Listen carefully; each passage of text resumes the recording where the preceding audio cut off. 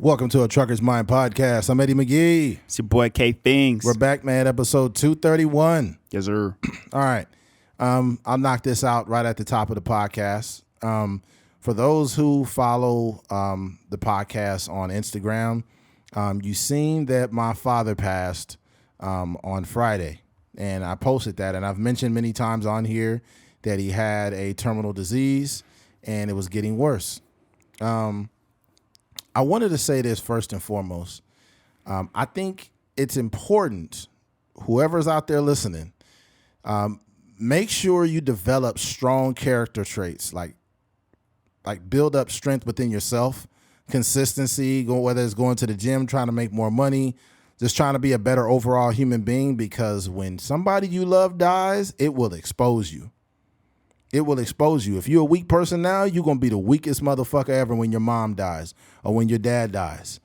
You know, for an example, today I started my day off by hitting the gym, and then we met up here at the studio at 2:30 to do a photo shoot. We'll discuss more about that later. And then we're doing the podcast now.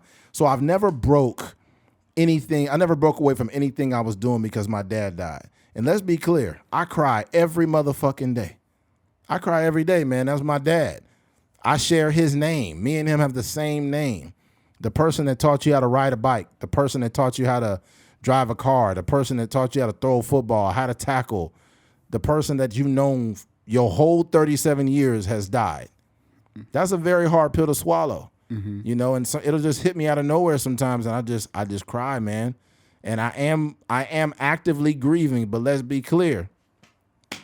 We still doing this motherfucking podcast, yo. I'm never gonna break away from that. It's not like I'm making my dad content, but I think it's important for me to come on here after such a devastating event and come on here and let you know, man, you're not alone. Some of you guys, man, you lost your mom, your dad, your brother, whoever it was, and you felt like life was over. It's not. Life is not over, man. You still have to live your life. Not to mention, don't be out here making your parent look like a fool. They wouldn't want you being fucking depressed. And some people turn into full-fledged alcoholics. They stop going to work. They just give up on life. Bro, you still have to live your life. Your mom, your dad, or whoever you love that passed, they would not want you to just fucking give up. You can't do that. You cannot. I'm so happy that my dad is now resting. He was going through a lot of pain with cancer. He was looking really bad. And what gave me peace ultimately is I exhausted everything as a son. The last words that came out of my dad's mouth was, "I love you, son." That's the last thing he told me. That is the last thing he told me. Every time we ended every phone call is what, "I love you, son." Every single call. And not only that, I had the privilege of I had time to create more experiences and memories with my dad. We took my dad to his first Lakers game. We had real good box seats. Keith was there. Keith and my best friend and his brother and everybody came down to visit my dad. My sister came down and brought down my dad's yearbook from high school. Like, there was so many different experiences and memories we made with our father. So we had the privilege of doing that. Some people, you just lose your mom or dad in a car crash or a shooting. You lose them in an instant, and you got to pick up the pieces. Whereas I had the privilege of being able to witness my dad on a weekly basis for many, many, many, many months. It's almost from his diagnosis to the time he died was almost 2 years. He fought. He was a fighter.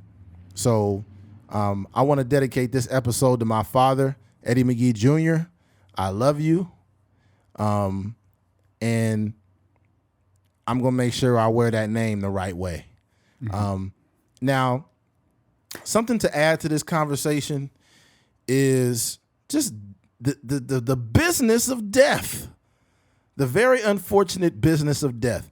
Less than 10 hours after my dad was dead, I was on the phone with somebody that basically had his body under refrigeration, and it's crazy how much of a business death is. Less than 10 hours, this guy's like, basically, I got to pay over, $1,100, $1,200 to prepare some stuff, paperwork and all kind of stuff. And I'm just like, wow, like this, it's crazy how much this stuff is. And the insurance don't kick in right away. So if it's any upfront cost, you got to get the death certificates at least first before you do that. You know what I mean? So we waiting on the death certificates and all this other stuff. So it's just, I would tell anybody, man, make sure you talk to someone who has had to get their parents or family members' affairs in order, because it's a difficult task, man. It's a difficult thing to do. Yeah. But yeah, man. I think the way that I tend to look at death now is, especially when someone is that close, a father figure, a cousin, an uncle, whatever the case may be, as like content creators or people striving to do something. You may be in college, you may be trying to start your own business, you may be just working a regular job but trying to move up the ladder, in terms of your company. But there was like a lot of times what happens is the people that pass away, they genuinely believe in you. Like they support. Like when I think about my grandma passing away, she was the one that like sat me down and was like, this is how you write. So we would even have like the lined paper. And if we didn't have like, you have the college ruled paper, she wouldn't even let us write regularly on there. We would have to like use all 3 lines. Cause like when you do the lowercase, the top of the H got to touch the middle line, all that. Like she would make us write like on those paper. And if we didn't have it, we would have to use 3 lines and make it work. So, just knowing how important education was to her, you know what I mean? And me going and get my degree, like that is partly due to, the stuff that she instilled in me at a young age. And, my uncle just, always being like my biggest fan and, being super supportive of my art and my career and stuff like that. And, when people pass away and they don't get to see, in real, and I guess in the physical world, they don't get to see you, fulfill, some of the things that they, believed in you early on, or they seen the genesis of a business starting and stuff like that. It's up to us as, people still breathing to fulfill those things. Yeah. I don't want anybody that believed in me to die in vain. And 100%. When you just give up, when you you don't get out of bed for 2-3 weeks at a time, and you just sitting there and I don't want to, everybody grieves how they grieve, and we don't want to suppress any emotions by any means, but your feelings shouldn't steer how you move. Yeah, like you can be sad and you can go to work. 100%. You can be sad, you could do a podcast. You can be sad and you can go to the gym. Yep. And that's because what happens is, like when you start to make excuses for you not capitalizing on certain things, or you not fulfilling, the thing that you set out to do, you can start to use that excuse for your whole life. 100%. So it could be a thing where I'm tired, I don't want to go to work today, or I'm feeling a little off. I'm not really feeling today. I'm gonna just chill and watch Netflix all day or something like that. And of course we need those days, but I'm just saying in the grand scheme of things, when you really working towards something, you got to put your feelings aside. Because our world and our network of human beings is all intertwined. It's all connected. So someone is relying on the success of this podcast.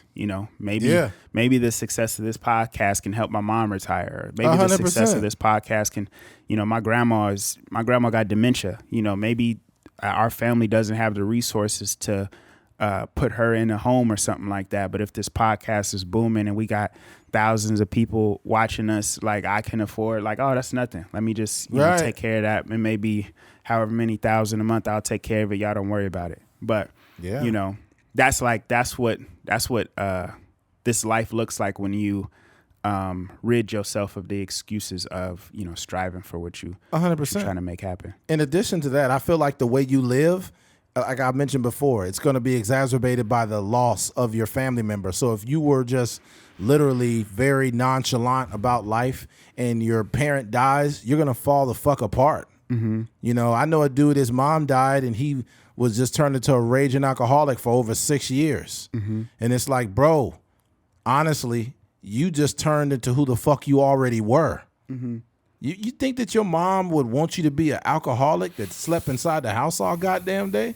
Yeah. I think there's a difference between mourning and giving up. Your ass gave up. Especially when part of the That's reason, crazy. you know, certain people died may have been, like, say, I'll just put it on the court. Like, say, for instance, my grandma, she had like something happened with her. I think it was her pancreas or something, just because she drank a lot.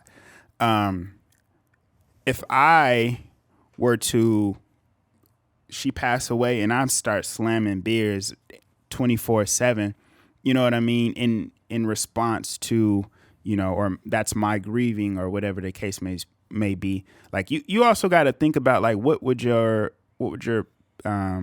ancestor want for you in terms of like the grieving process. And if it's like, hey, I died because I drink alcohol every day, and now you're turning into an alcoholic, like that's not what they would want. No, hell no. If I died because I was obese or I had a heart attack or something like that, and your grieving process, you know, includes you eating food or eating candy all day, like that's not what they would want for you. They wouldn't want you to be a product of, making the bad decisions. A couple weeks ago, my dad, I was in the living room and I was watching. I just looked at him, and you know when you seen death, when you look at your parent and they're starting to look so bad that the disease is eating them up so much that you just get a little emotional. I started crying, and my dad seen me, and he was in his wheelchair, and he wheeled over to me and he hugged me and he held me. And then he just told me, like, he didn't really say too many words because he wasn't speaking a whole lot. He just be strong, Eddie. You got to be strong. And I was like, I know, but my dad knows me. He knows that I was in that having a moment. And, he knows that after he dies, I'm going to be the one that handles the brunt of what's going on. In addition to, like, it's different. Me and my sister lost our dad, but I got his name. I can't be out here making my dad look stupid. So it's important for me to maintain my integrity and do what I need to do. Now, don't get it twisted. Like I said, I cry every motherfucking day. Every day. Sometimes multiple times a day. But I feel like the good things that I added to my character never stop. My dad told me he had cancer, and he told me that it was full blown in the middle of me and Keith. No. Actually, he mentioned that he found cancer, and he said it could be treatable in the middle of the podcast. I got right back on the mic and just kept going with no signs of no slipping. We just kept going. Then he called me a couple days later or a week or so later with the full diagnosis, and I broke down. I cried. I got it off, and I accepted it. I accepted my dad's death way before then. I was like, all right, now what do we do? But man, I would just strongly encourage people, dude, please don't wait for a fucking New Year's resolution. Don't wait to become a better person. You need to do it now, because you're going to fucking need it. You're going to need it when your mom dies. You're going to need it when your dad dies. You're going to need it when your friend dies. You're going to need it in that moment, because it's all you will have. Strength, true strength, is like a bank account. And money will save you on a rainy day. You know what a rainy day is? When your motherfucking mom dies, when your dad dies. That's when you need it, because it's going to rain every fucking day. You're going to wake up, I can't believe my dad is not here. The next day, it's the same reality. The next day, it's the same reality. And if you don't have strength, you're just going to give up. And that's not okay, man. You still have your life to live. You still have your life to live. Don't give up. It's another thing I'll add in here before we move on, because I don't want to spend too much time talking about death. I'm already dealing with it. I don't want to oversaturate the podcast with death. But another thing that I found actually funny, in the biggest moment of despair, there is always a joke. I was on the phone. Me and my sister were with the guy, and we were, verifying some things for the death certificates. And he asked what the ethnicity was from, my dad and his mother, my grandmother. And my sister read the death certificate verbatim. and it said colored. And he said, excuse me? The birth certificate? Yeah, the birth certificate. What did I say? You said the death certificate. Oh, no, we were trying to get a death certificate. But in order to get the death certificate, we had to read off what was on the birth certificate. So my sister read the birth certificate and said, it says colored. And he was like, what? She's like, colored. He's like, let's just go with African American, right? And it was funny. But in that moment where, we're obviously getting our dad's affairs in order, I just thought it was funny how racist America was, though. Because goddamn, you called us colored. That is motherfucking racist as a motherfucker. I'm like, god damn. Mind you, I'm only 37, and my living father that just passed away was considered colored on his birth certificate. That is how not long ago this country viewed black Americans, which is pretty fucked up, right? But that's neither here nor there. Man, I just want to tell Keith, man, how much I appreciate him. Oh, man. And I appreciate him, his mother, and my best friend, Desmond, of many years. And, your mom called me, or actually she reached out and said, you need to talk, just please call me. And I called her. She was just there for me, and I broke down. But I just, because my mom really wasn't in my life a lot coming up. And Keith's mother was always that for me.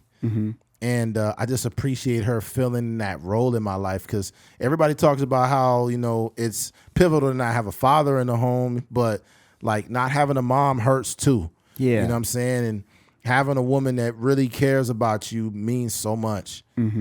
So I definitely want to tip my hat to her for always being there for me.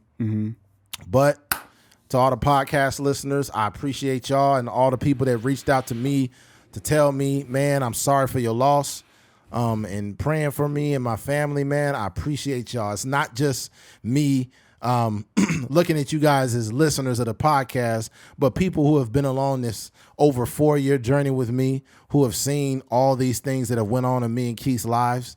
And we appreciate you, man. And let's go ahead and move on, man. Switching gears. Capitol Records. Capitol Records literally just signed a fucking robot to a record deal. So let's talk about this a little bit. Capitol Records signs AI-powered virtual rapper FN Meka. Last week, the robot rapper released his first major label single, a collaboration featuring Gunna. FN Meka, a robot rapper powered by artificial intelligence with over 10 million followers on TikTok and more than 1 billion views on platform, has inked a deal with Capitol Records. The new signing was reported by Music Business Worldwide last week. The same day, FN Meka dropped his first single for the label, a song called Florida Water, that also features real-life rapper Gunna and gaming streamer Clicks. It was produced by Turbo. Oh, Turbo? Run that back, Turbo. Whose past credits have included songs with Travis Scott, Young Thug, and Lil Baby. Here's my issue with this. I told Keith this when he sent me the article. I think this might be the label's way of creating a fake artificial intelligence rapper. You cannot ink somebody that's not real. So what I personally think is they're signing an artist that they created. That nigga look weird. I'm looking at it right there. It's just weird. He got green hair. He got green braids. It's sad, bro. Yeah. I think that what they're doing, and because they want to make, a lot of rappers are getting smarter, and they want to get 100%. They want to get ownership of their music, and instead of arguing with these artists, let's just create a fucking robot where we could own 100% of everything this robot makes. And if people are dumb enough to listen to this FN whatever he is, then they're gonna make a shitload of money off of robots. And the sad thing about it is he looks very stereotypical too. It looks like an archetype of a black rapper. Except he got green braids and a nose ring and some other shit. It's like, come on, dude. This is bad. You got any music over there? No, I was just looking at. Seeing if there was like an actual human being connected to. Yeah, I didn't see program. one. Yeah, I didn't see. I know that they did say in the article that there's a person that actually voices him. So like the artificial intelligence or the algorithm writes the lyrics, and then there's a person that does his voice. So Yeah, to me it's very eerie. One, the guy looks extremely weird. Yeah, he does. He looks like all the little whatevers, the little Zans and little pumps, and not like he looks like one of those guys. So that makes it kind of weird. With the colored hair and all that, it's just a very eerie thing, especially like knowing how I think they did a few experiments in terms of like artificial intelligence and them learning and stuff like that. And a lot of times it came back as like very like racist, very stereotypical. I think they had like something I was like tweeting once or something along those lines. And they like the algorithms quickly began to become racist and say like stereotypical things on like Twitter and stuff like that. So just knowing wherever the algorithm is getting their information from, they're essentially, I would imagine they're probably consuming all the popular rap, so they're going to the hip hop playlist on Spotify or something like that. And then they're seeing all these different things. And then they're just making a artist that is like a culmination of all these different artists. So, it's just very weird. You know what I mean? Like just to look at that and think like, oh, okay, this is what the world thinks of us as a culture. This is what people, when they think of hip hop, this is what it looks like. A green haired, guy with a grill and tattoos on his face and all this stuff. It's just crazy. But like to your point too, like about the whole, music thing and we had this conversation before the podcast, but I walked into Walmart the other day and it was maybe one or two cashiers. Yeah, the rest is automating everything. The rest is self-checkout lines. And I was like, I had so many groceries. I was like, I don't feel like doing all this. Let me just go to the person so they could bag it up and the whole nine. But nope. I had to go to the self-checkout line because the line was way too long. And I was like, well, I'm not going to sit here all day long. But just thinking about how the world is moving to a space where they're trying to get rid of like human workers, you know what I mean? I think that, there's a version of music that can literally just be like algorithm-based music, and they're putting all this music together themselves. So, for creatives, you like, man, there ain't no way you can like art is going to be the last thing that goes away in terms of what a robot can do, but they're proving that they may not need humans for anything. Imagine this. Imagine like if they did that to like the police force. Like they're like, there are too many shootings on. There's too many shootings going on with the police. We decided to go with the full fleet of robots. Nigga, the robots would be fucking us up. Because if they're building them, if they're artificial intelligence, right? And the information has to come from somewhere. And if the information is coming from like how the police move naturally, they're probably still going to end up being discriminatory based off of, the information that they're consuming. Like if they're consuming information from the news and they're consuming information from the prison system and all this stuff, they're probably going to somehow find a way. Probably got liberal and conservative robots. They'll be like, all lives matter. Yeah, that'd be crazy. You got a cop that's a trans robot. Oh my with blue hair. Yeah, let me see. Here's a song in question here. Hold on, run it back, Turbo.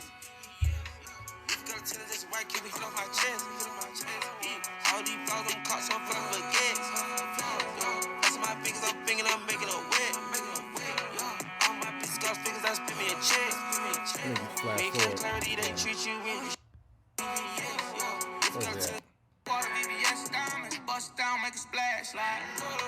Two-tone AP presidential Rolex. 2019 Rich Millie, Ella Protect. No diamonds, cameras, and pointers and feet. Hold on.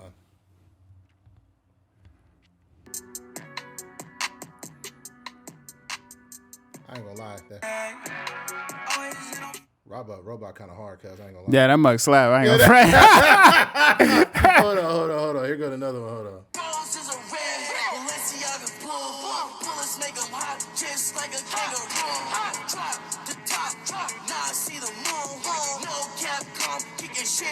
Ain't no way no robot is writing this music.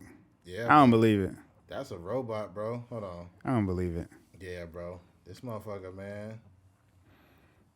FN Meka. Yeah, that's crazy, bro. AI cringe rapper. Well, I mean, that's a good song though. I'm not even gonna cap. Yeah, that might kind of slap. Yeah, it's just like it's the same type of music like Gunna would make. Yeah, But it's in that lane. But I'm disturbed by just how that can even happen. How there's so many great artists that are not getting signed, and you sign a fucking fake person. Mm-hmm. That just proves that the mainstream rap or mainstream industry is only after money. They're only after, I know a lot of great artists, but nobody's signing them. Mm-hmm. So I don't know what to make of this. I think that it's probably the biggest heist ever. I just think it's like you can like nobody knows who even created this robot. Like nobody knows what company he came from, and then they said they just signed effing Meka. How can you sign somebody who is not even human? And he had so many. If you look at the TikToks is even weirder. So the visual is weird. Yeah, right. He kind of looks like the prototypical little rapper. But when you look at his TikTok, he's braggadocious, flashy with the cars, and it's weird. It's man. weird. It's weird. It's weird. Yeah, you'll be able to check it out if you happen to give a fuck. But yeah, once Keith sent me this and you look at it, it's like, is this what like the meta world is gonna be? Mm-hmm. So yeah, it's crazy. Imagine like in the future, the meta. Imagine if you're a person, like I think they're going to do this. I think they're going to find a way for you to be sexually stimulated through like the meta world. I think you're going to be able to like attach something to your dick and then like go in the meta world and like have sex. And it's like going to probably make you come in real life. Mm-hmm. I think we seriously are going to make it there. That's probably a thing already. That don't sound too far-fetched. Yeah, I feel like because you got to realize there's probably some dudes that's like low-key incels that like instead of like meeting women in the real world, they probably might go through meta. Yeah. And just be in there. Is that cheating? Huh? Is that cheating? Robot pussy? Like say you got a girl in real life, and then you get meta pussy on the side. Is that cheating? It's not for me to determine that because like your wife or girlfriend gonna be mad regardless. If you getting any type of attention outside of her, she gonna be like, "You cheating on me with that robot?" Yeah. Babe, it's just virtual pussy. It's like, well, what if I got virtual dick? And she gonna go out there and find the dude gonna be hot if she getting virtual dick. Yeah. If she go on virtual dick, she gonna on purpose. She gonna pick the biggest virtual penis biggest ever. Virtual dick. It's got a whole lot of megabytes. Yeah, this nigga got terawatts in his dick. This nigga got terabytes as a dick. Gotta be nuts. You gotta watch that episode of Black Mirror. It's fucking nuts. I never got into that show. Bro, it's an episode of Black Mirror where these two men, they're straight men that I think they're both married, but they go into a virtual world and they're supposed to be like playing this fake, like basically like Street Fighter, but they're in the game. And then like one character is a woman, one character is a man, and they stop in the middle of fighting and they just start having sex. And these two straight men are going into this video game just to have sex in the video game, right? And then eventually they see each other and he's like, "Hey man, we got to stop doing this." And it gets to the point where he's having so much sex with this person in the virtual world that he's not having sex with his wife anymore. She's like worried, like what's going on? And then what happens is she finds out that he's having sex in this video game.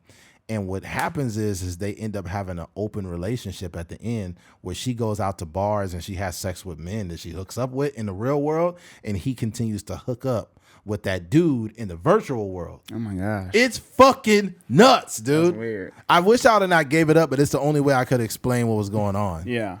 I might forget by the time I watch it. Oh man. I honestly, I think that's something you and your girl need to check it out. You guys will trip the fuck out over it. It's it's really eerie, man. Yeah, but it's like imagine you fight the Street Fighter and then they just start fucking. The crazy part is like the good content like that is one where it's like teetering on like that could probably happen. It low key could. Yeah. And that shit came out a couple years. We talking about that shit came out in like 2018. So I remember watching that some years ago, and I was bugging out like I didn't expect that. And it got to the point where his wife was like frustrated, like you don't touch me anymore. Why? And then he gets off the game. He starts fucking his wife again. Everything seems fine. And then the dude kept sending that nigga a game request like, come on, man, just play the game, man. Dang. Come on, let's play the game, man. Come on, man, let's play the game. And then he's like, you and I both know that we got something or whatever. And he's like, no, man, we ain't doing that. Yeah. And then they get back in the game and start doing it again. I'm like, oh my God. That's crazy. Yeah. But that's what it's going to come to. Like, we going in the next 5-6 years, we might see a lot of divorces by way of, virtual infidelity. Gotta be crazy. Virtual adultery. I don't know how that's going to stand up in court. I'll be like, ma'am, I did not fuck a real pussy, man. It was it was in a video game. Like, according to Mrs. Samuels, she says that you cheated on her, sir. Like, I didn't cheat on her. I was just in the video game. Did you come, sir? Be like, yes, I did, but it wasn't like in real life. It was only in a video game. That'll be crazy. You lose half your shit because you cheated in a video game. Ah, bruh. It's like, you can't at least let this man get laid in a game. But you lose half of your meta house. Oh, that'd be fucked up. You lose all your NFTs over this shit. You know what'd be fucked up? Okay, NFTs, like, there's some money involved still, even though a lot of people still can't make anything. People's losing money now. Yeah, man. I for sure lost some money in the NFT. I get Gary V's like, it's actually not a bad time to still get involved with NFTs. I do a lot of research, and this is the part where the market goes away, but you need to stick with it. Just stay fucking with it. You're gonna make your money back. Everybody just stick around. Your parents are always trying to be in your fucking business. Tell them to get out of your business.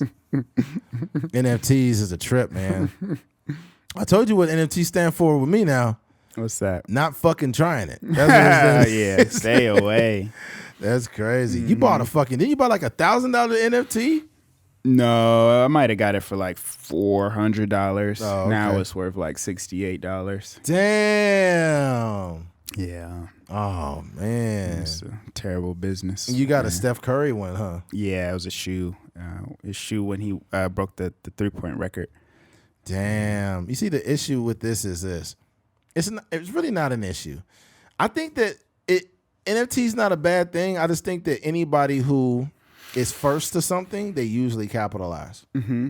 So there's somebody who's made a lot of money off NFTs. Mm-hmm. For sure, yeah. But the thing about it is you usually got to be first. Mm-hmm. And I'm thinking of some industries back in the day that popped off, like Microsoft. If you're first to invest in these things, dude, Microsoft. What's another one? Amazon. Mm-hmm. Apple. Mm-hmm. If you're first to invest in these things, bro, then you getting paid. You probably still got, if you got Apple money from the 90s.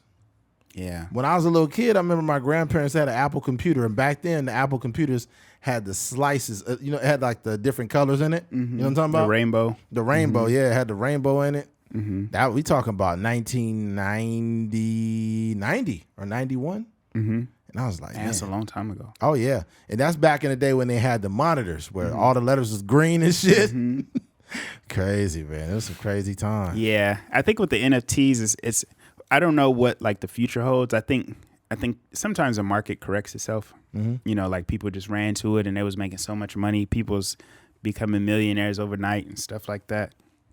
And then people just kind of got off of it now.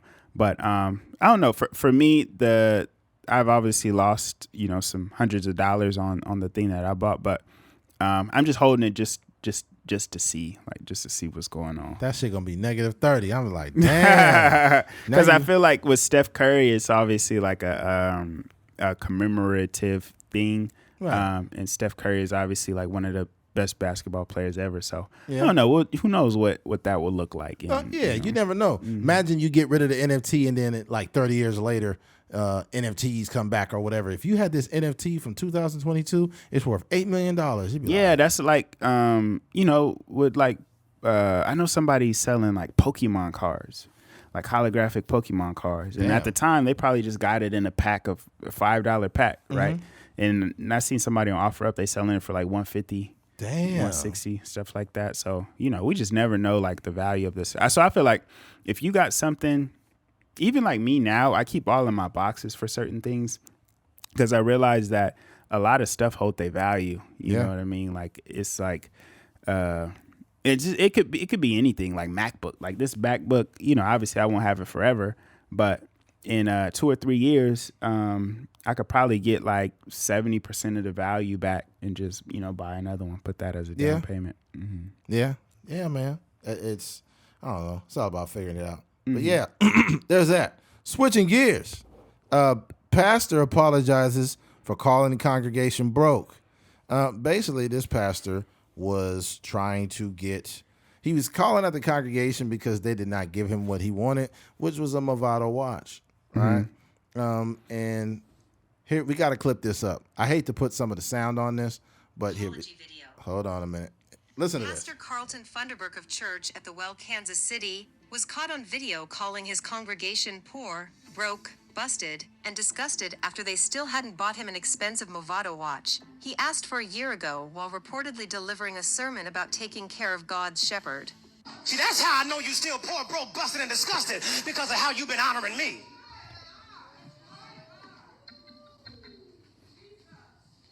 I'm not worth your McDonald's money. Come on. Come on. I'm not worth your Red Lobster money. I ain't worth your St. John Nick. Y'all can't afford it no how. I ain't worth y'all Louis Vuitton.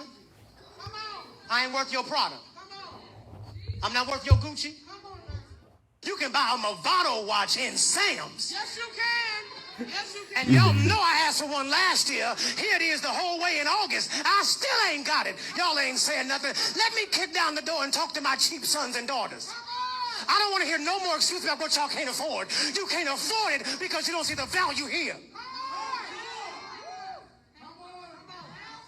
Y'all hear from y'all pastor and father, I'm over y'all. I'm over your cheap expressions. Funderburk has since released an apology video, saying the video clip does not reflect my heart or my sentiment toward God's people, yet that's not discernible in the clip. Good evening. My name is Carlton Funderburk. I'm the senior pastor of Church of the Well, right here in Kansas City, Missouri.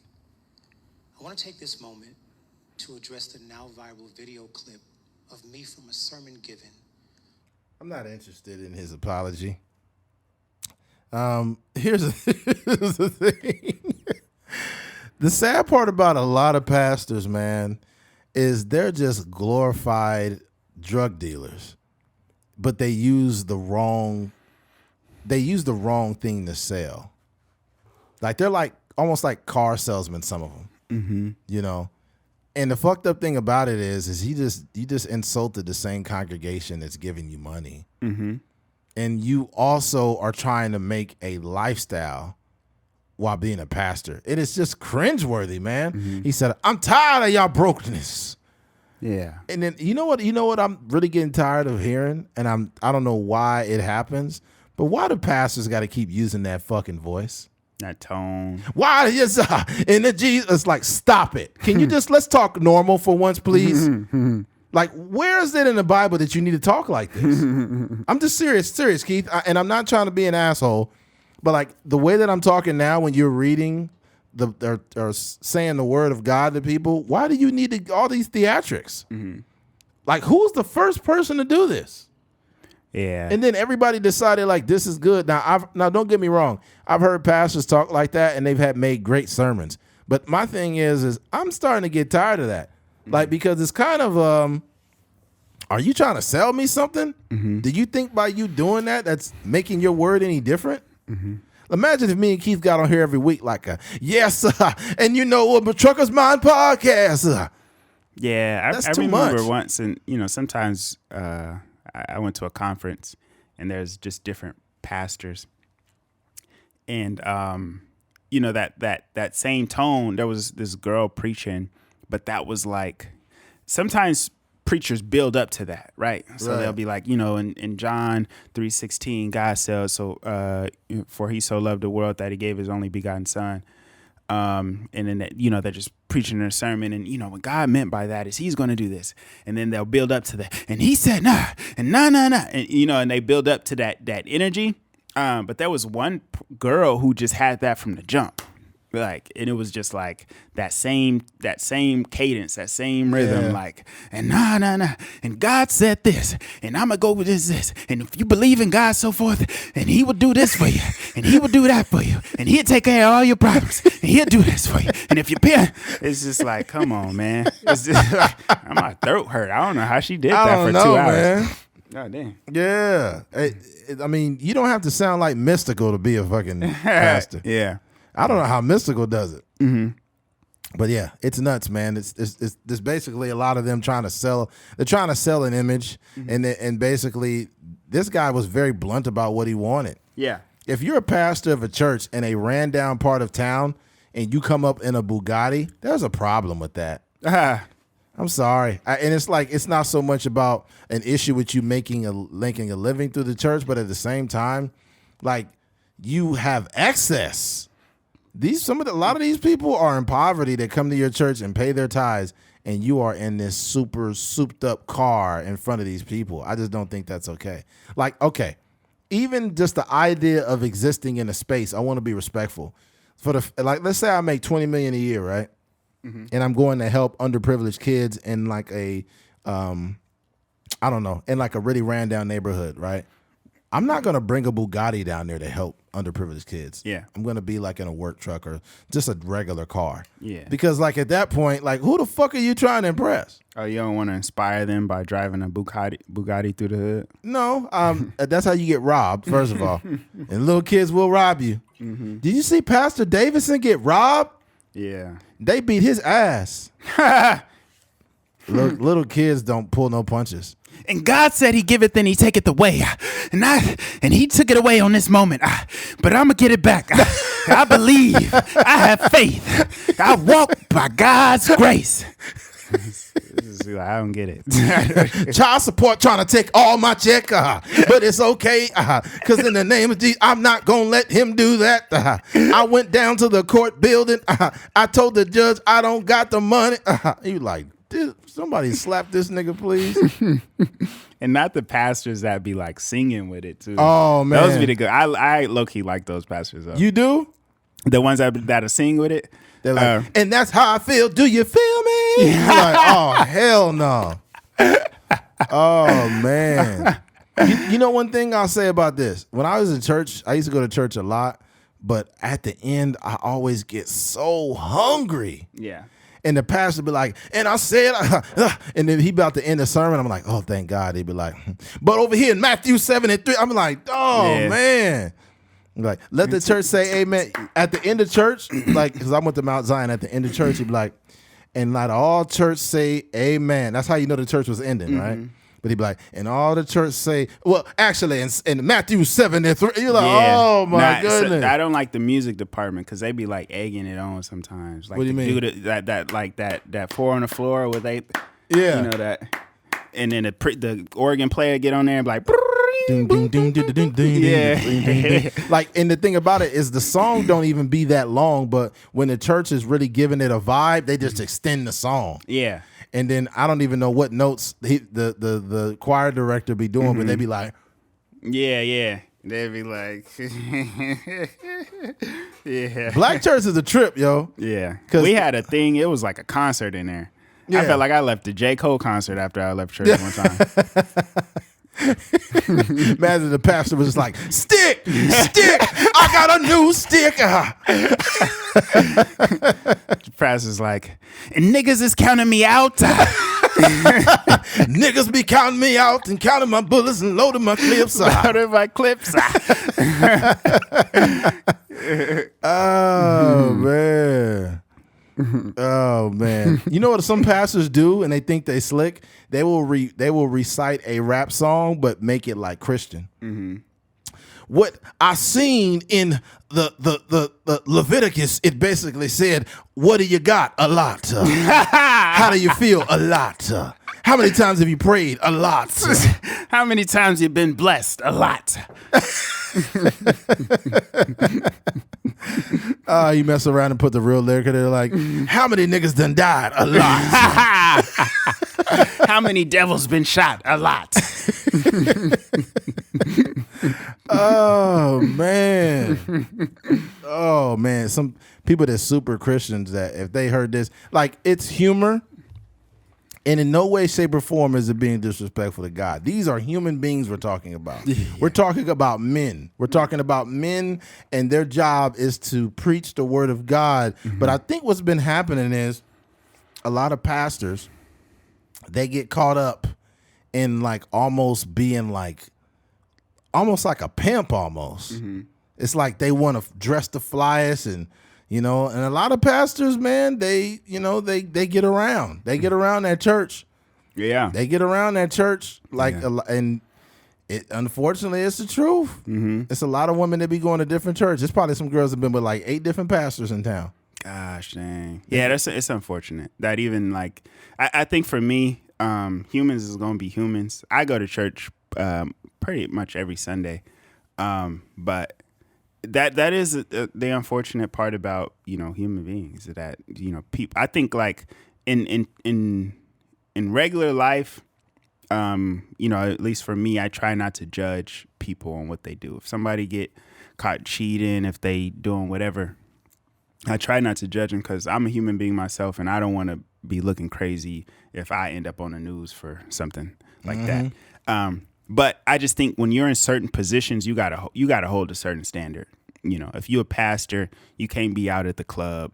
You can't be out at no bar. You can't be cheating on your wife and all that. You just gotta have a certain certain moral compass to where you can't be you can't be in the news for no nonsense. But outside of that, like I'm not here to judge nobody. There's wrong and there's right, but I'm not here to judge nobody.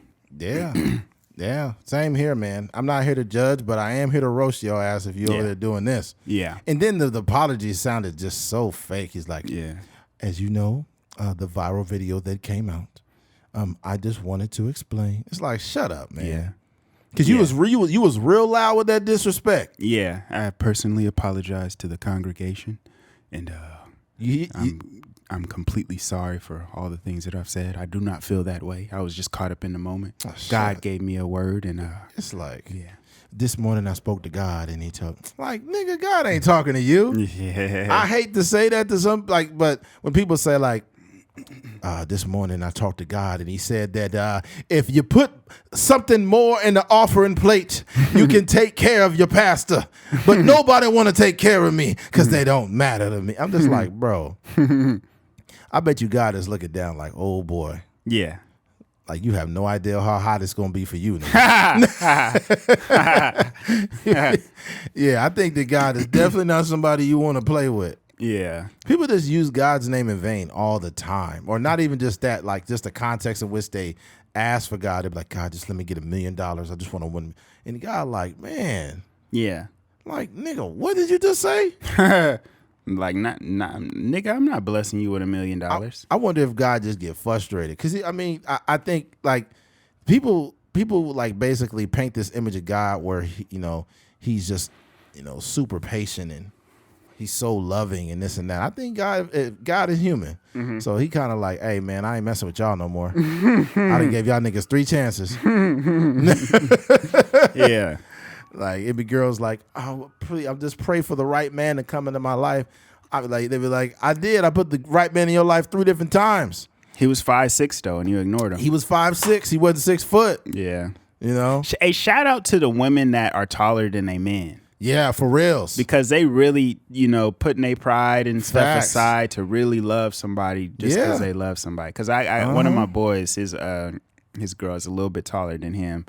And she just love him, Yeah. That's just what it is. Yeah, shout out to the women that do that. Because truth be told, like, you can't say shit about them. Because they really in it for the love. Mm-hmm. Because there's a lot of women that don't subscribe to that. They were like, he has to be taller than me. I'm sorry. Mm-hmm. He has to be taller than me. Mm-hmm.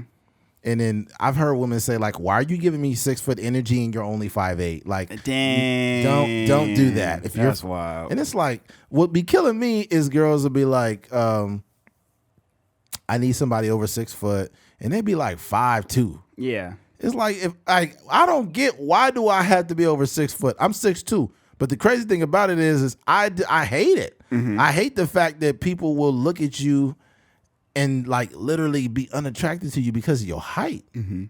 That shit crazy. Yeah, man. What if I use that same statistic about your titties? Yeah. And I was like, if she at least a double D, I'm good.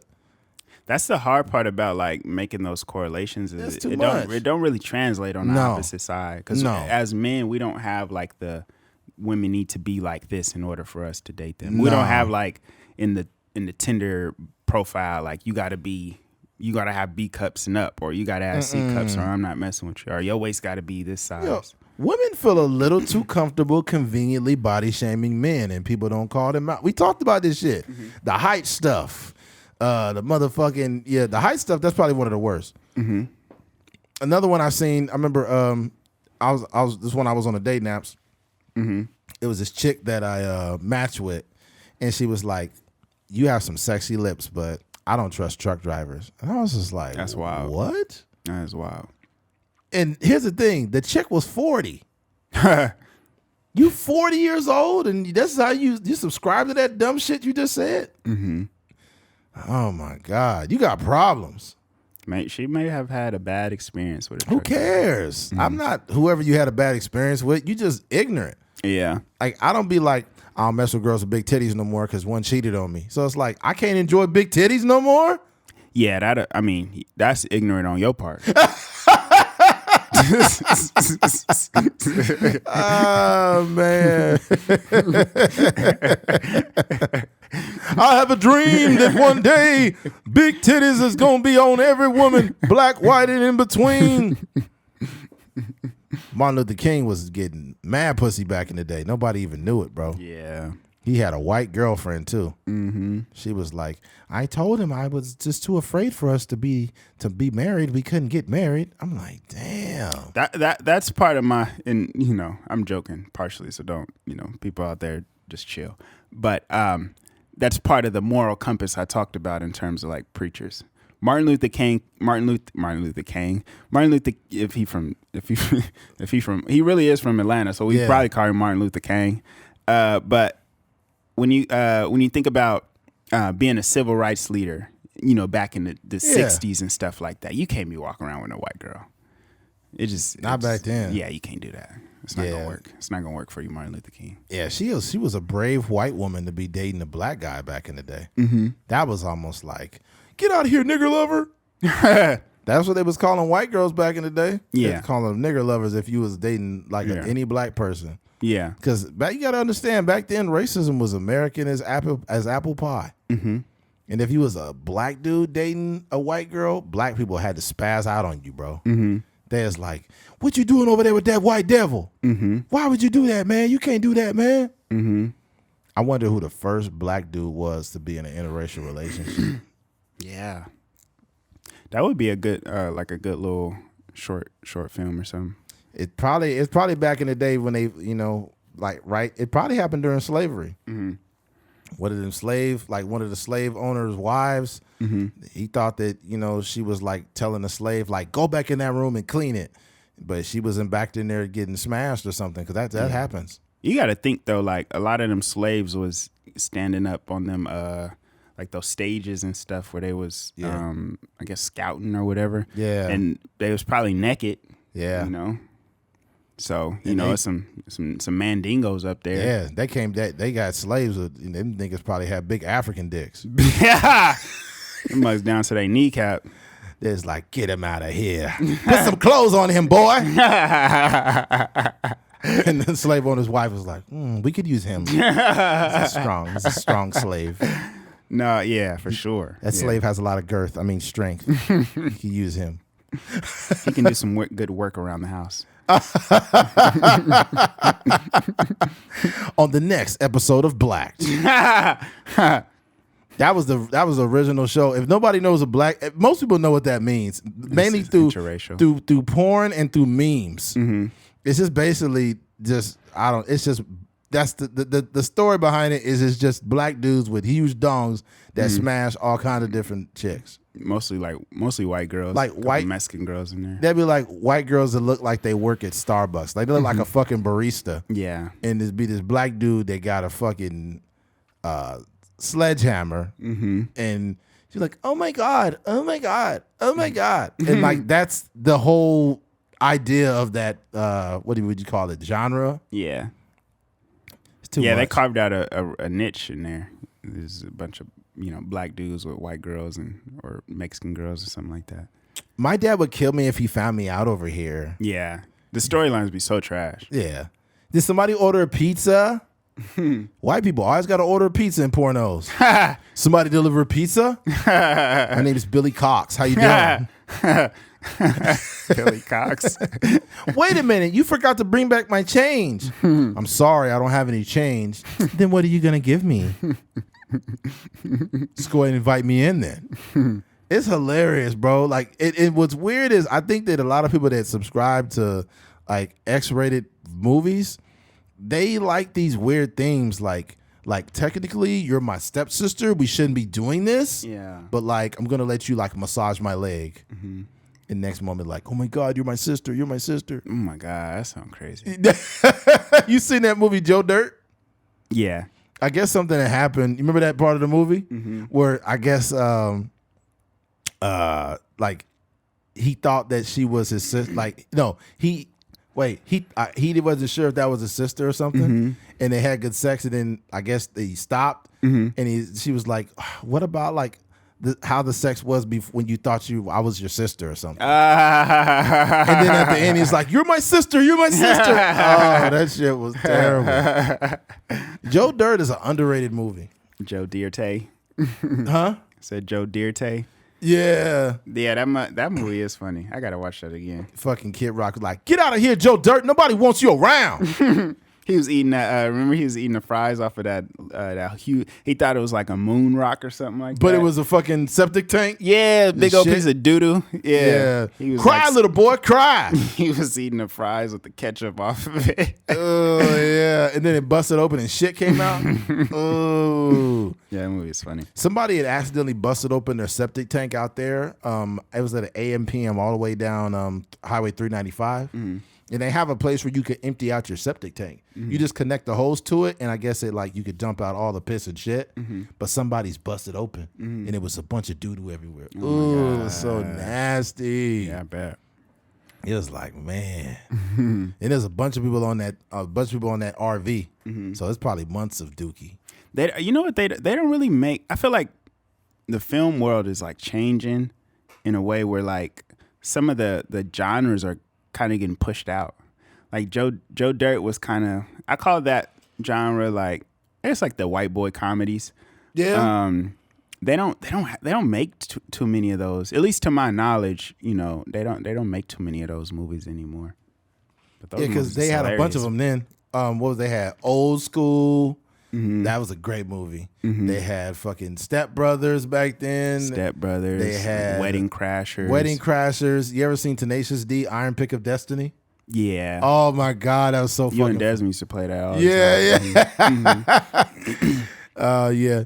It was one part where Jack Black was like, "Wait, you motherfucker." That shit was hilarious. That's one of Desmond's favorite movies.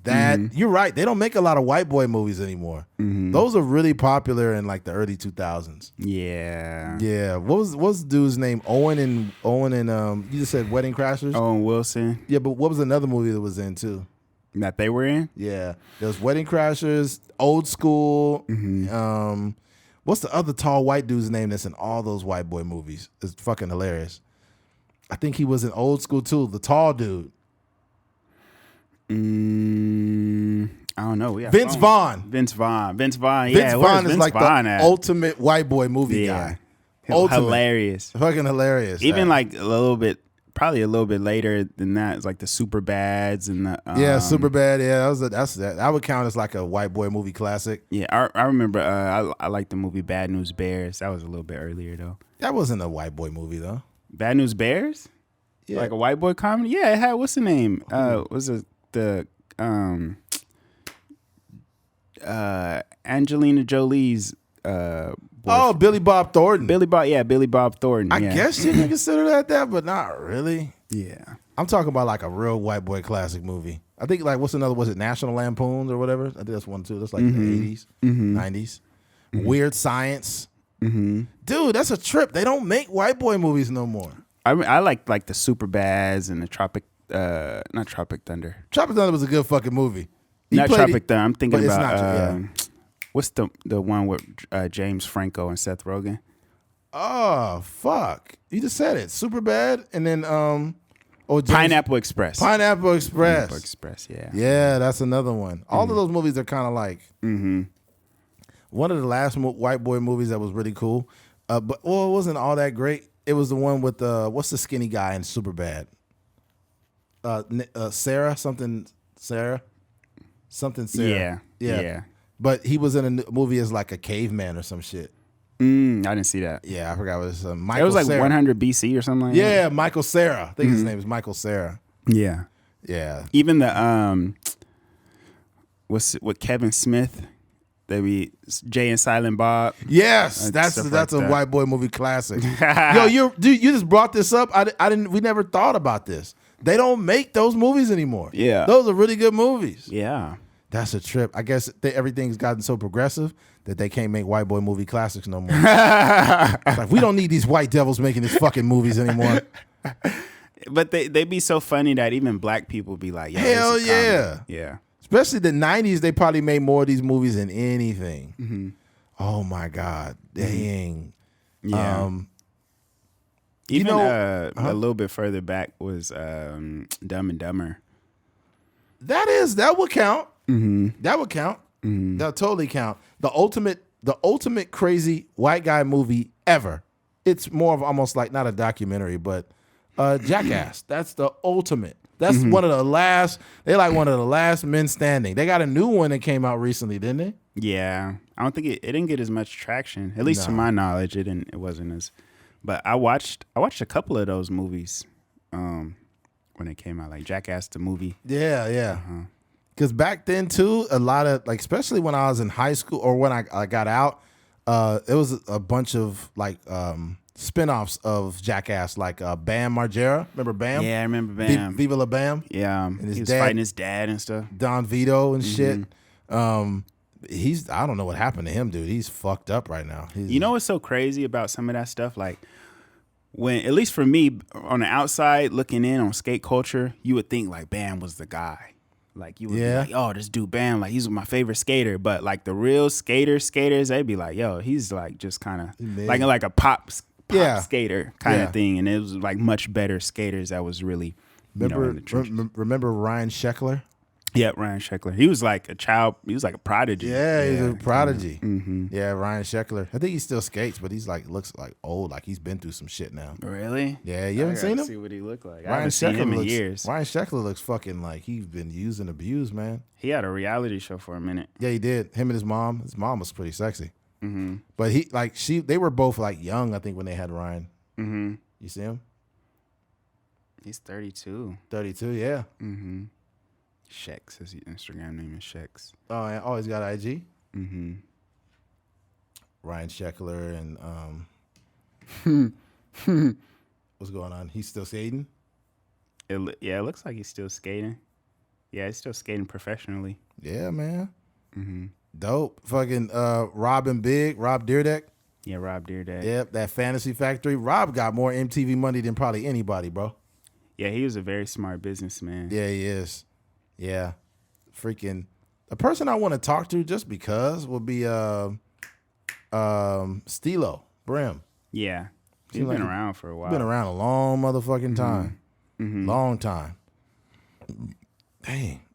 Before we move on to another topic, I know I'm missing some big fucking super big white boy classic comedies. Now, it's not always just comedy. Sometimes it could be considered a white boy classic without being a comedy. Like Lost Boys, the vampire movie, that's definitely a classic. I haven't seen that. You haven't seen Lost Boys? Oh, man, you check it out. It should have freak you out, man. It's a good movie. Obviously, I mentioned Weird Science. Oh, man. Dude, we just missed the biggest, like, the most stereotypical classic white boy film of all time. Bill and Ted. Yeah. Fucking Wayne's World. Wayne's World, yeah. That was Dana Carvey and Michael Myers from Saturday Night Live. That was some good shit, man. No, we got to bring back the white boy movies, man. Yeah, I was. It's funny. I was thinking about that. I had a aneurysm right now, but because I'm writing a film that is kind of like in that same vein, like just primarily white cast, but just like funny outside of the color or the ethnicity of the people.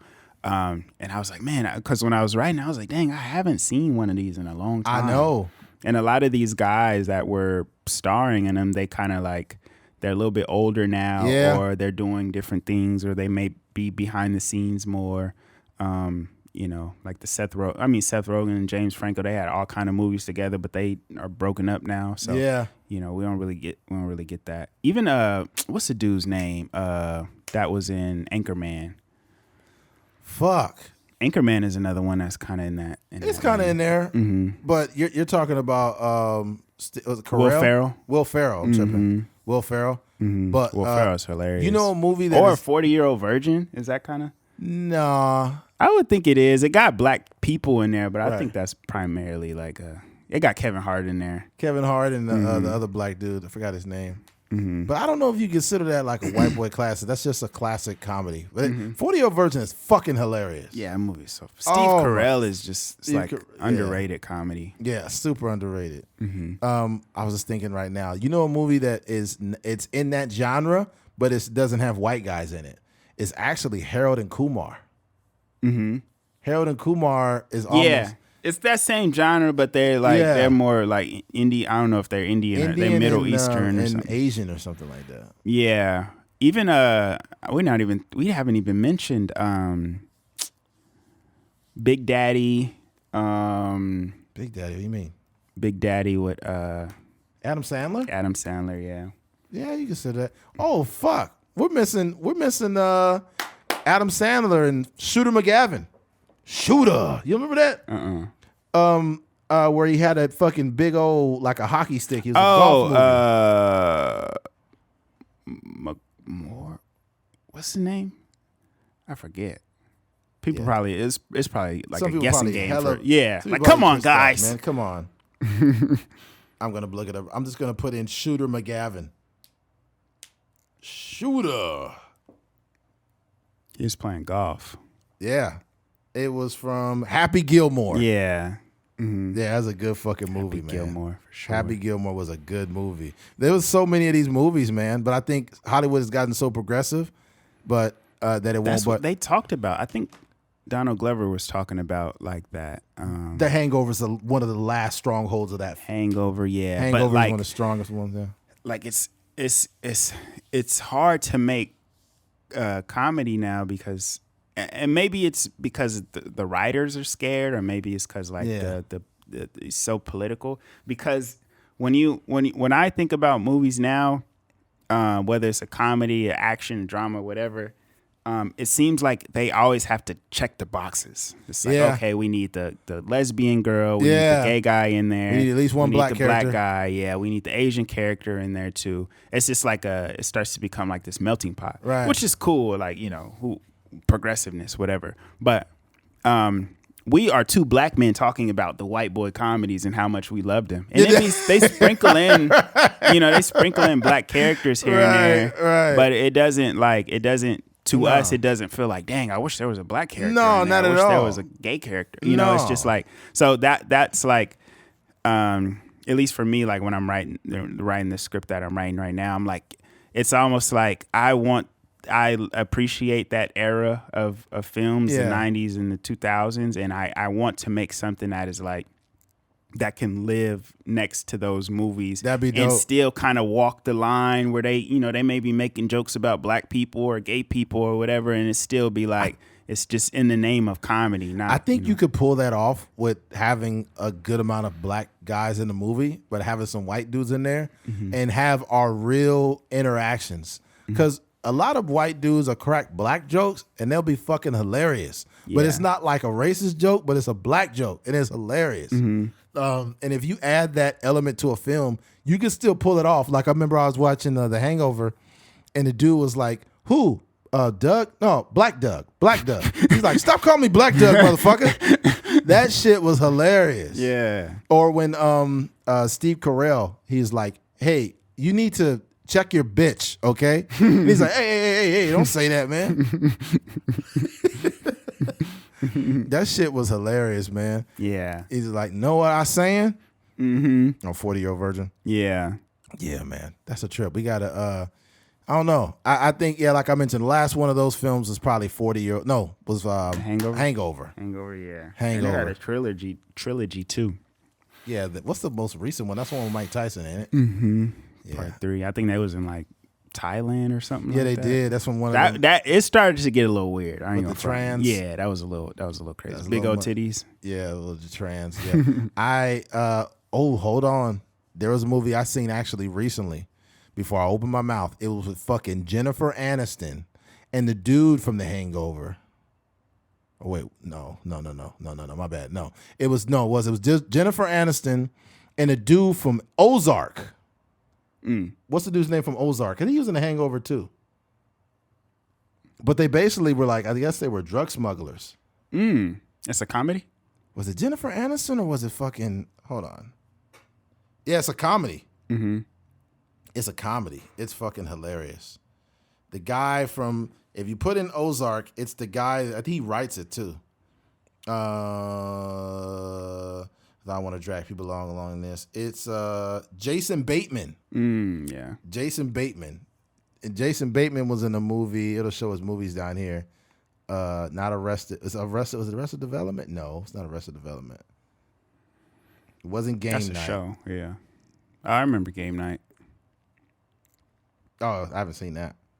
But yeah, man, we're not gonna hold you. There's so many great white films. Watch some movies. Have you seen Silver Linings?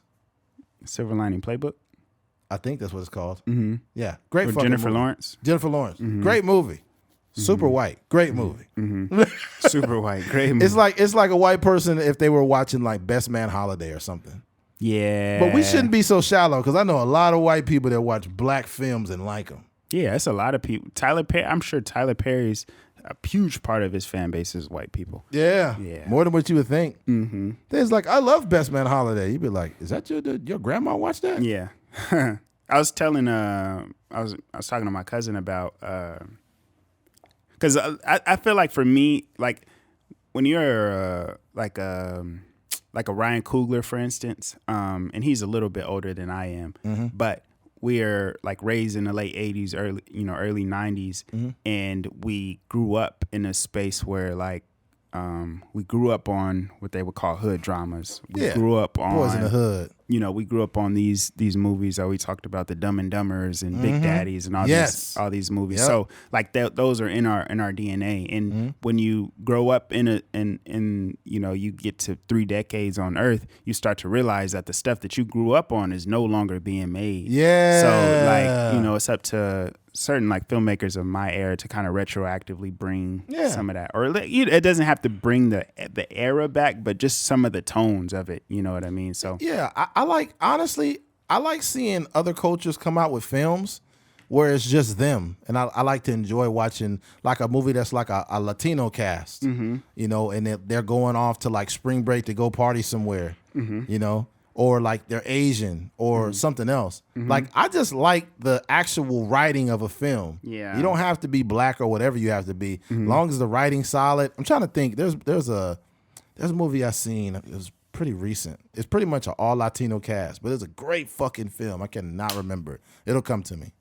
But that or like a Asian movie. I think there was actually one. I think it was with the basketball player. Oh, the clip came out for that, like the what do you call that? The commercial, the trailer. The trailer came out, and I was like, I shouldn't laugh at it, but it was basically Pop Smoke.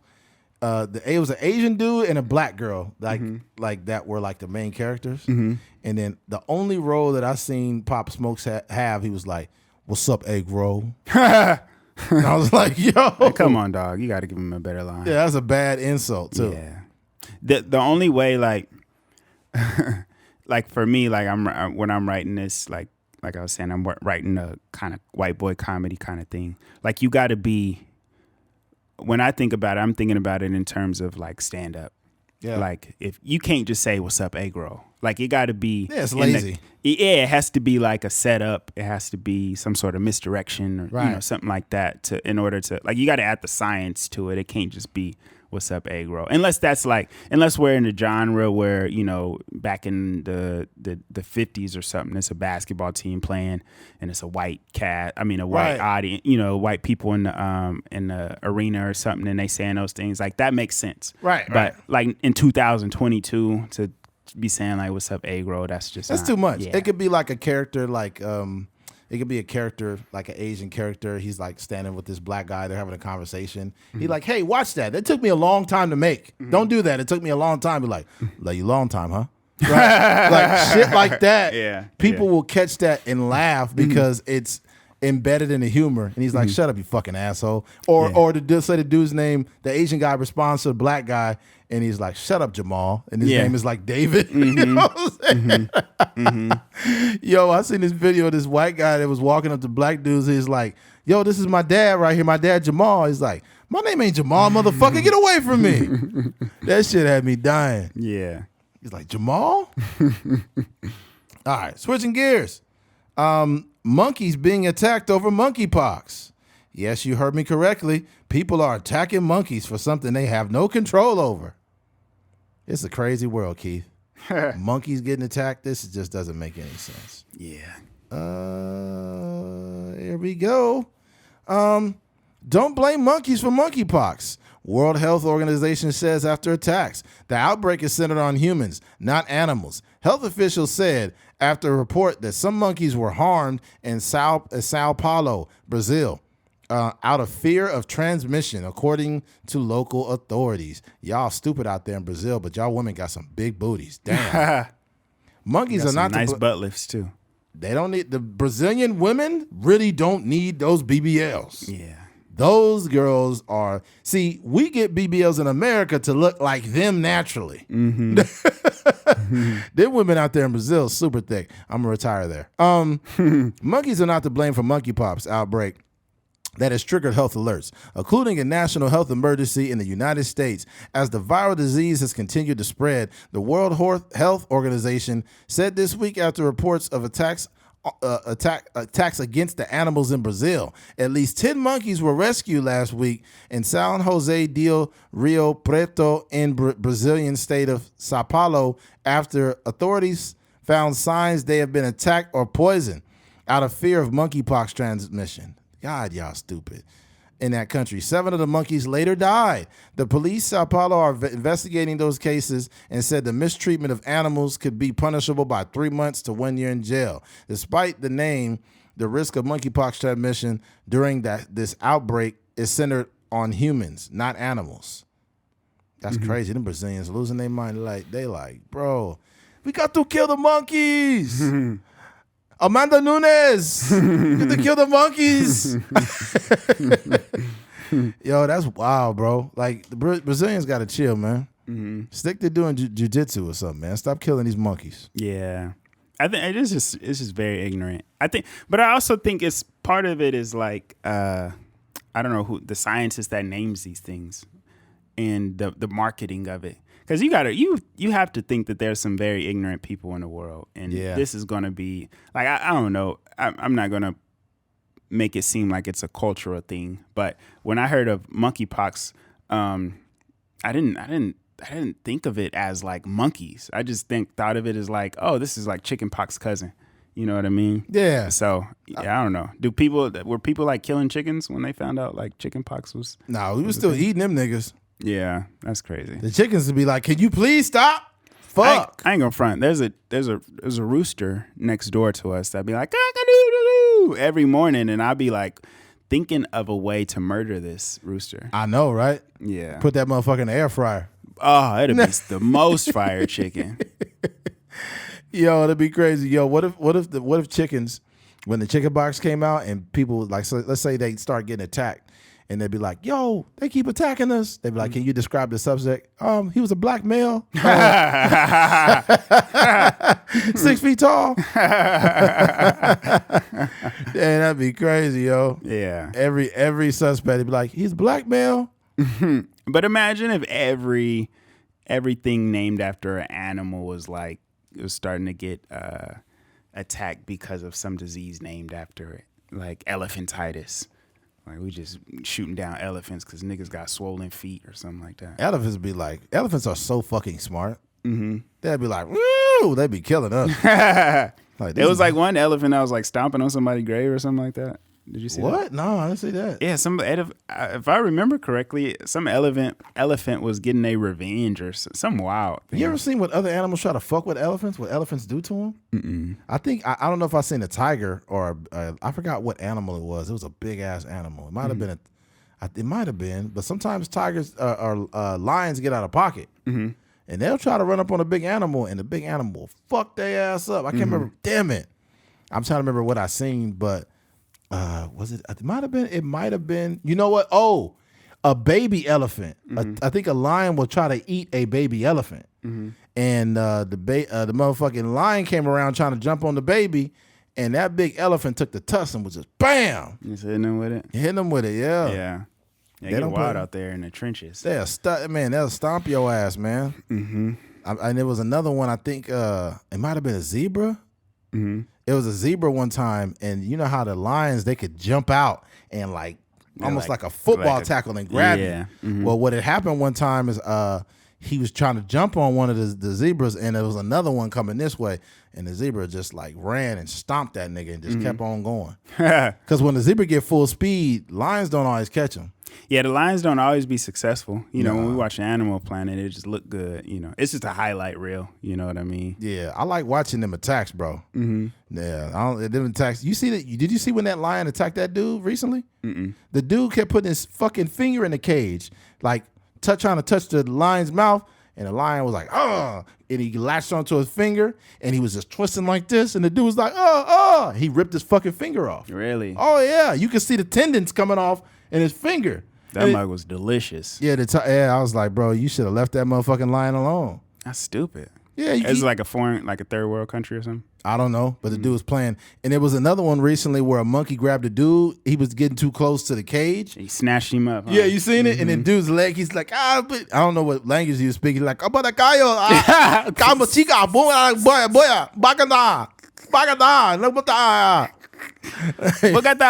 Kamehameha. Super Saiyan. Yoga fire. Monkey had his leg like, nigga, you ain't going nowhere. Oh, man. Yeah. The monkey was strong as fuck because when he tried to get back, the monkey had two hands. Mm-hmm. He had one hand on his pants like this, pulling him, and then the other one was around his leg. So he was getting off. Yeah, and he was trying to spin out of it, but he just kept getting like wrapped up. Yeah, you got to be careful around monkeys. Monkeys are known for like maiming people. Mm-hmm. They'll grab your nuts and pull them motherfuckers off. Yeah, monkeys monkeys have been known to rip people's faces off. Mm-hmm. They could literally grab your nose and grab it by the nose and rip it off your face. Mm-hmm. They've done this to humans. Mm-hmm. Yo, but I seen one dog. You know the little monkeys? What they call them? The little ones.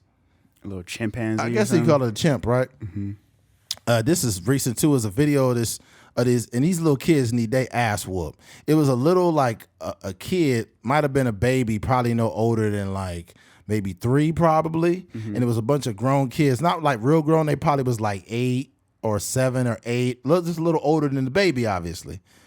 And motherfucking little chimp came running around. They all run off and leave the baby there. Oh, wow. Pussy ass kids. And then after that happened, the mama came out there and grabbed the baby, and the monkey kept coming after the woman. And then her bitch ass husband came out, and he was too scared to kind of mess with the monkey. And then the monkey ran around him again and came after the wife. Like, bro, first of all, them kids need to be slapped. And then second of all, if I'm gonna go head to head with that monkey, I'm gonna slap the fuck out of him. Yeah. Yeah, you don't let an animal, man, nobody attack your lady. That's rule number 1. Yeah. You scared, bro. I'm gonna tell you something too. What dudes don't realize is when you are in a situation where your girl or your wife is under attack and you don't do nothing, bro, she might contemplate divorce because she doesn't feel safe anymore. Oh, for sure. She might go get some meta dick after that, too. Oh, yeah. Yep. She going to go right into the meta. Mm-hmm. She going to be on another episode of Blacked. It's like my husband just doesn't defend me. Oh my God, you're so deep. Oh my God. Blacked. Yeah, leave these fucking monkeys alone, man. I liken this situation to when COVID first happened, right? And the sales of Corona went down immensely because people so fucking stupid, they was believing that the virus was in the drink. It's like, bro, you gotta be a dumb motherfucker to believe that COVID and Corona got anything to do. It's so crazy. Yeah, man. Just this dumb. Just pure stupidity. Yeah, man. Like, I'm mourning the loss of my father, but the weird empathy that people are giving me is sad. It's how dumb people are. So I had motherfuckers telling me sorry for your lost. LOST. Like, bro, I'm already sad my dad died. I'm even more sad that our educational system failed your motherfucking ass. Yeah. Because you put sorry for your loss. Nigga, you know how much my dad would be laughing at that shit? My dad is looking down like, man, these niggas are stupid. I'm glad I'm not around them stupid. Yeah, right. Around there. Hey, that's crazy, man. Yeah, man. But let's send out a prayer to those monkeys, man. They don't deserve to be treated like this.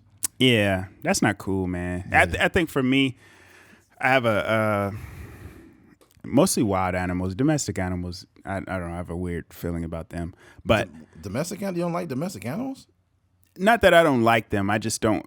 They don't resonate me the same way that wild animals do. And mostly because, like, I don't know. I have a strange like relationship with the idea of domesticated animals.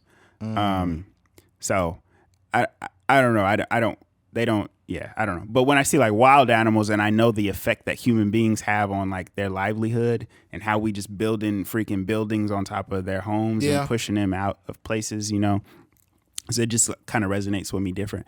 But it's just unfortunate when you see like, you know, these animals are just trying to live their life and then these dumbass like people get word of a monkeypox and they start killing them. You know, this is crazy. Or like even when COVID happened and, you know, there was a lot of Asian hate going on and people doing like hate crimes and fighting Asians and stuff. Yeah, you gonna fight an Asian, you still gonna go right over to the Panda Express. You better leave them people alone. Yes, that's facts. That's ridiculous. Yeah. Yeah.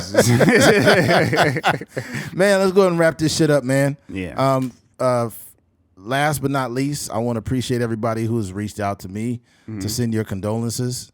That means a lot, especially during this time. And I pray that all of you, because I'm not the only motherfucker going through shit. So yes, I could mourn and actively understand I'm not the only one going through a life event. So my prayers and my thoughts go out to all of y'all as well.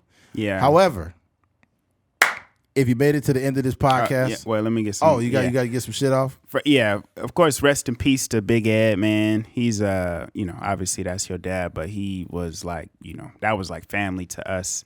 So, you know, rest in peace to him. And you know, it was kind of a strange thing. He probably lived a little bit longer than he should have. Yeah.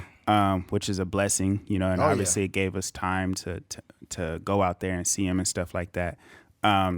But just as a word to anybody, family is important regardless of like death. You know what I mean? So, you know, for all the listeners out there, I would just hope that you would make the time, make the effort to, you know, see people regularly, talk to your cousins that you haven't spoke to in months, you know, make sure you set up, you know, FaceTimes or whatever. Just make time. We're all busy. You're always going to be busy. You know what I mean? But you're going to make time for that funeral, so you might as well make time for the people. Exactly. You're going to call off of work to go to the funeral, whether it's on a Monday, Tuesday, Wednesday, whatever day of the week, you're going to make time for it. But, you know, just make time for those people while they're alive. And it's tough. You know, I understand it's tough because I have a huge family and I got a lot of cousins. I got a lot of aunts and uncles, and we got group chats and stuff like that. And you know, that's kind of how we touch bases with each other. But, you know, even for me on my dad's side of the family, I'm just not as diligent with keeping up with them. And, you know, they're as much a part of my family as my mom's side of the family. So, I'm not saying I'm doing it to perfection, but I am, I'm aware of it, and I'm trying to be more intentional with talking to my cousins and stuff like that. So I just say, life is short, and we don't our next breath is not promised. Me and Eddie and I are not promised to finish this podcast, but you don't want to live with the regret of, man, I wish I would have hung out with such and such. I wish I would have had a picture with such and such. I wish I would have been able to, go watch a movie with such and such, or whatever. I wish our kids, whatever the case may be. So you have an opportunity after hearing this to go and make that happen. So do it. Definitely, man. Let's go ahead and wrap this thing up, Keith. If you guys have made it to the end of this podcast, we definitely appreciate you. Thank you for listening to a Trucker's Mind podcast. I'm Eddie McGee. It's your boy K Fings. We're out of here. Peace.